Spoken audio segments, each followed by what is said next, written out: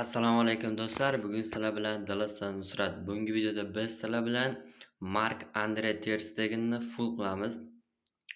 Marc-Andre ter Stegenni menda 80 lik kartasi bor. Shu kartani hozir sizlarga full qilib ko'rsataman. Iloji boricha yaxshi full qilishga harakat qilaman.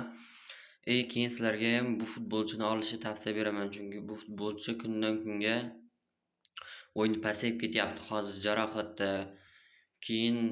Keyingi yangilanishdan keyin ko'k karta bo'lib qolishi ham mumkin. Shuning uchun sizlarga olib qo'yishni tavsiya beraman. Qanunda videoni ko'p cho'zmasdan boshladik kuchaytirishlarni. Mana ketdi.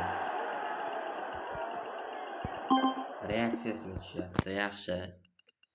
Tepada turgan narsa, sizlarga yana bir narsani o'rgatib o'tadigan bo'lsam, tepada turgan narsa reaksiyasi. Reaksiya tez bo'lsa, darvozabon shuncha tez reaksiya qila oladi.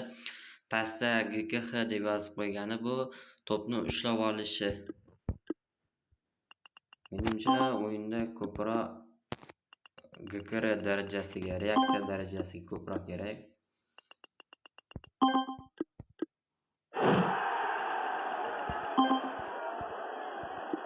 Nima bo'lgan taqdirda ham bu futbolchini olib qo'ysanglar yaxshi bo'ladi. Bunday futbolchilarni tushirmasam nima qilaman, olib deydiganlar bo'lishi mumkin. Bunday futbolchi akon sotlayotganda yaxshi ketadi, yana bir 2-3 yildan keyin. Bilasizlar, hozirgi vaqtda Dalasida akkauntlar juda qimmat bo'lib ketgan. Hozir past darajasiga juda ko'p tushib ketyapti, pastiga.